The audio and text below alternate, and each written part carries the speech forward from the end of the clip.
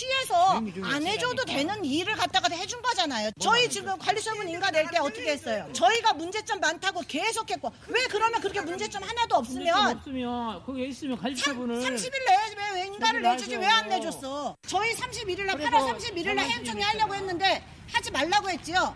주택가에서 하지 말라. 추현우 의원 하지 말아라. 열흘만 미뤄라. 주택가에서 누가 하지 말라고 그래. 왜 해임총회 해갖고 조합장 자르려고 하는데 해임총회 하지 말아라. 해임총회 하면은 시에서 도와줄 일이 하나도 없다. 예. 매일 3부 경기지자체 썰이원 시간 갖고 있습니다. 지역에서 벌어지고 있는 일들을 살펴보고 있는데 오늘은 취재기자와 함께 안산시 단원구 선부동 얘기를 할까 합니다. 제가 실시간 검색어 설명하느라고 시간이 많이 가가지고 얼마 안 남았어요. 예, 좀 급히 좀 진행을 하도록 하겠습니다. 선부동 2, 3구역 그 재건축 사업을 놓고 지금 갈등이 일고 있는데 재건축을 반대하는 비대위 주민들하고 재건축 조합 측이 팽팽히 맞서고 있습니다. 안산시 의회는 작년 11월 15일과 21일에 두 차례 주민들하고 대화를 가졌지만 합의점을 찾지 못했습니다. 취재 기자 나와 있는데요. 임덕철 기자. 네, 안녕하세요. 예, 우선은 재건축 갈등이 벌어지고 있는 지역, 그 지역 좀 설명을 부탁드릴게요. 안산 선부 2, 3구역이 어떤 곳입니까? 네, 단원구 선부이동 1007번지 일대인데요. 예. 단독주택과 다세대 주택 밀집 지역입니다. 주로 서민들과 외국인들이 세를 살고 있습니다. 지난 2006년에 안산시가 선부동 일대 6곳을 도시 및 주거환경 정비구역으로 지정했는데 예. 4곳은 재건축을 모두 포기했고 현재 거기만 2008년 재건축 조합이 만들어졌습니다. 예, 6곳 중에 4곳은 포기를 했고 2곳이 지금 재건축 중인데 그럼 포기한 4곳은 어떤 이유 때문입니까? 보통 재건축은 주로 건물이 금이 가고 부식돼서 허물어져 내릴 만큼 낡은 아파트 지역에서 추진되는 게 상식입니다. 예. 그런데 선부동 1지구를 포함한 4곳은 단독주택과 다세대 등으로 마을 형성이 된 곳으로 소위 달동네처럼 슬럼화된 곳은 아닙니다. 예. 그렇다 보니 누가 나서서 재건축을 추진한다고 해도 주민들이 선뜻 동의할 상황은 아닙니다. 건물 감정을 나온 감정사들도 상당수 건물이 멀쩡해 의아해하기도 했다고 합니다. 예. 뭐 그래서 남은 곳이 이제 선부 2, 3구역인데 재건축을 반대하는 분들 앞서 목소리를 들었습니다. 그 비대위 분들이 어떤 이유로 그런 겁니까? 우선 위치가 좋지 않아서 사업성이 떨어진다는 주장이고요. 예. 또 시세보다 훨씬 못 미치는 낮은 건물 보상가, 재건축 조합에 대한 불신, 또 주거환경 도시 정비구역 해제를 주장합니다. 예, 뭐 보상 문제나 재건축 조합에 대한 불신은 뭐 다른 데서도 있는 일인데 주거환경도시 정비구역을 해제하라고 하는 거는 왜 그런가요? 뭐 정비구역으로 지정돼 가지고 재건축이 시작된 겁니까? 네, 재건축이 추진된 원인은 2006년 안산시가 이곳 6곳을 지구로 나누어 도시 및 주거환경 정비구역으로 지정한 게 발단입니다. 예. 그런데 지구 지정을 해놓고 10년 동안 방치한 거죠. 재건축 조합은 이 법을 근거로 결성됐다고 봐야죠. 그러나 재건축 반대 주민들은 예. 지구 지정이 10년 지났기 때문에 일몰제를 적용해 해제하라고 시에 요구합니다. 아예 재건축 처음 발단이 된 것 자체를 없애버려라 이런 주장인데 뭐 비대위 주장은 그렇고 그럼 안산시 입장은요? 안산시는 2006년에 고시한 건 예비 고시고 실제로는 2011년 지정했다고 주장합니다. 예. 근데 이제 비대위에 계신 분들은 처음부터 그렇게 반대를 한 겁니까? 아니면 앞서 이제 처음부터 이렇게 재건축을 포기한 4군데 지역처럼 그냥 됐으면 됐잖아요. 어떤 네, 건가요? 재건축을 반대하는 비대위 주민 이은경 씨의 말 들어보시죠. 저희는 재건축을 하면 이 아파트를 분양받아서 들어갈 건 아니었거든요. 저희는 찬성을 안 하고 있었어요. 그냥 맨 마지막에 그냥 나가자. 그 조합원들을 받아서 추진할 그 시점이 마지막 단계였던 거예요. 그래서 두 집 남았다. 그때는 이제 여기에 찬성을 한 번을 안 하면 미동이자로 떨어져요. 지금 미동이자 현금정산자 조합원이 있잖아요. 그러니까 미동이자로 떨어지면 아무 권한을 할 수 없는 상황. 그렇기 때문에 2명 남았으니까 너 미동이자가 되면 정말 너는 조합에서 주는 대로 돈 받고 그냥 나가는 수밖에 없어. 당장 쫓겨나야 되는 상황이야 라는 표현을 하면서 그러면서 찬성을 했다가 나중에 현금청산자 하면 돼라는 표현을 했어요. 근데 라고 2명 남았다고 한 거죠. 계속. 그래서 이제 들어가서 그때 이제 사인만 한 번 해주고 저희는 참석도 한 번도 안 했어요. 그 후는 이제 나중에 보니 저처럼 2명 남았어 라고 한 사람들이 15명 이상이더라고. 재건축이 참 복잡합니다. 미동이자, 현금청산자, 뭐 조합원 뭐 그러네요. 네, 2008년부터 재건축 사업 추진이 시작됐는데요. 예. 3구역의 경우 건물과 땅 소유자 148명, 2구역은 건물주 57명이 각각 조합원으로 가입했습니다. 그 후 3구역의 경우는 83명이 조합을 탈퇴하고 재건축을 반대하고 있는 거죠. 그러나 이 두 곳은 작년 5월과 11월 모두 재건축 관리 처분 인가가 났습니다. 그래서 현재는 현금 청산자와 미동의자에 대해서 보상 절차가 진행 중입니다. 예. 그 시공사도 중간에 바뀌었습니까? 네, 1군 업체인 현대롯데에서 2군 그룹의 중흥건설로 바뀌었는데 예. 비대위는 그런 부분도 석연치 않게 보고 있습니다. 어떤 이유로요? 3구역의 경우 처음 시공사는 현대롯데건설이었는데 예. 당초 비리율을 34.7%로 평가하고 조합 측에 공사비 인상을 요구했습니다. 그래서 조합과 건설사 간의 갈등이 생겨서 소송까지 갔죠. 예. 그리고 그 후에 중흥건설로 바뀌었는데 예. 그때 비리율이 갑자기 100.4%로 3배 이상 가까이 뛰었습니다. 비례율이 뭡니까? 비례율이? 네, 이익률로 보시면 됩니다. 부동산 컨설팅 박동혁 대표의 말을 들어보시죠. 땅값하고 지금 현재 건물값하고 이게 100원입니다. 이제 건물을 짓기 시작할 거 아닙니까? 그러면은 철거비, 그다음에 뭐 요 시공비, 제로 하는 시공비, 그다음에 부대 비용이 있지 않습니까? 뭐 분양, 기타 돌려줘야 될 거 이런 거까지 이제 부대 비용이라고 하는데 100원이었는 것 같으면은 이게 뭐 한 270원 정도 된다는 뜻입니다. 그러면은 이거 비율이 이거 100원밖에 안 되니까 그러면은 170원이 될 거 아닙니까? 이 땅 주인들이 내놔야 될 게, 조합원들이 내놔야 될 게 그걸 이야기를 하는 겁니다. 그 비율을 말하는 겁니다. 그래서 그 비율이 너무 낮다라는 뜻입니다. 그러니까 이게 머니 게임인 거예요. 그러니까 비례율이라고 하는 게 이제 앞서 이익률이라고 말씀을 하셨는데 이익률이 높아지면 더 좋은 거 아닙니까? 네, 당연합니다. 비리율이 높게 나오면 사업성이 좋다는 것이죠. 예. 그러려면 환경과 입지가 좋아야겠죠. 그런데 이 두 곳은 교통도 불편한 소위 변두리 지역입니다. 그러니 비리율이 높게 나올 수가 없죠.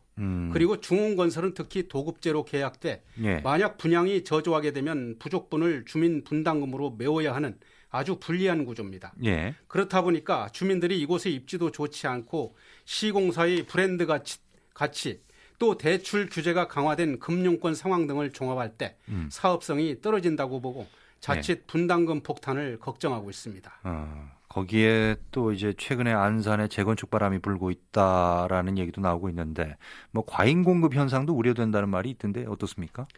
네, 안산시는 최근 7곳의 재건축 아파트가 입주를 마쳤고요.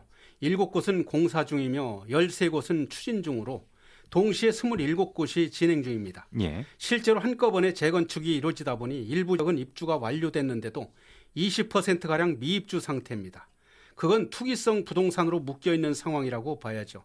더구나 안산시 인구 감소율은 전국 3위로 불과 3년 전 76만 명에서 작년 말 기준 66만 명으로 약 10%가 감소했습니다. 예, 오히려 재건축해봐야 그러니까 부담만 될 뿐이다라고 하는 그런 상황인 것 같은데 그러면 이제 여러모로 비대위 주민들이 지금 걱정할 만한 그런 상황인 것 같습니다. 네, 그래서 비대위 주민들이 작년 말에 하루가 멀다고 안산시청을 찾아가 시위를 했습니다. 예. 심지어 윤화섭 안산시장의 출근길에 자택 앞까지 찾아가 도움을 청했습니다. 사업성이 떨어지고 재산권 침해가 크니까 재건축 조합을 해산시켜달라고요. 비대위 이봉진 씨의 말입니다. 안산시는 우리가 반대하는 인원이 많아도 해산할 수 있는 방법이 없는 게 문제인 거예요. 가장 큰 문제가. 근데 조례 개정으로 안산시 시장님 직권 해제로 가능한 문제인데 안 해주고 있는 거죠. 한마디로. 그게 가장 큰 문제죠. 분명히 주민들 간의 갈등이 큰 문제가 돼서 나중에 뭐 정말 용산 사태라든가 그런 인사사고가 날 거를 예견하고 있어요. 안산시도 걱정하고 있고.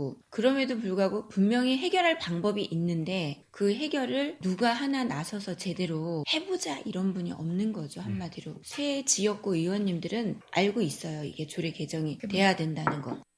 조례만 개정하면 문제가 풀리는 겁니까? 이게 다른 지자체도 그런 사례가 있었는지요? 부천시의 사례를 들어봤습니다. 이관은 주무관입니다. 부천시 조례에 그게 나와 있어요. 사용비용 보조에 대해서. 근데 타시도 지금은 다 돼 있거든요.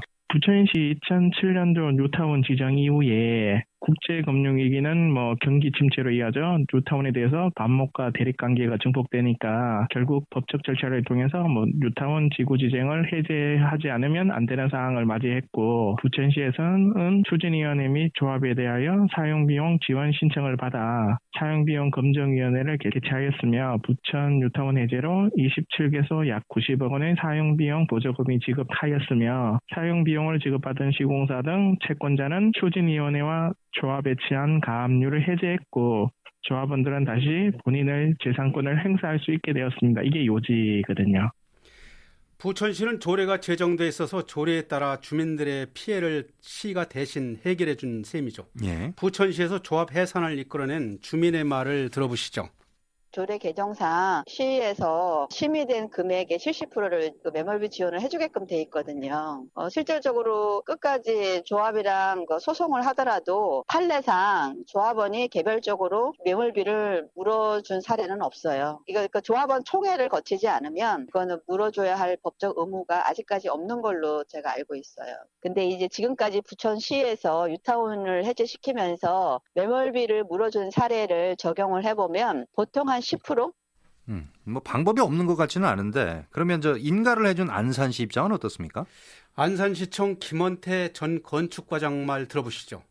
비대위요? 해산시키라는 거죠. 지금 토지 등 소유자의 2분의 1 이상이 반대하고 이제 비례율이 80% 미만이 돼요. 비례율이라는 건 뭐냐면 이제 투자에 대한 손실률이 80% 미만으로 떨어졌을 때, 그러니까 손실률이 20% 이하로 계속 떨어질 때는 이제 우리 조례에서는 해산할 수 있는 그런 근거를 우리 조례에서 해줬어요. 투자 이제 대비 손실이라는 거죠. 80% 미만. 근데 이제 그게 부분이 안산이나 서울이나 인천이나 창원이나 전주가 그 비례율을 뒀어요. 경기도는 용인인가가 조례에 따주고. 근데 이제 이쪽에 비례율을 없어갖고 반절로 그냥 반대만 하면은 해산할 수 있도록 이렇게 하자 하는 건데, 지금은 그 조례가 있어서 그 법을 적용하고 다툼의 여지가 있는 조례를 개정해서 반대하는 사람들이 해산할 수 있는 빌미를 주게 된다면은 조합에서는 또 그쪽에 투자 금액이 지금 25억에서 45억, 50억을 얘기하는데 그 부분은 조합원들이 그대로 떠안고.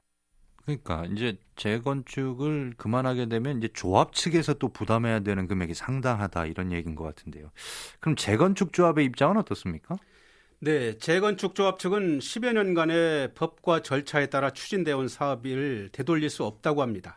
그리고 건물 감정가가 턱없이 낮다는 반대 주민들의 주장에 대해서는 예. 두 곳의 감정평가업체가 산정해 2015년 4월 고시했고 토지 기준 800만 원에서 1200만 원까지 받는 사람이 있다며 현 시세와 비교하면 안 된다고 설명했습니다. 3구역 조합장입니다.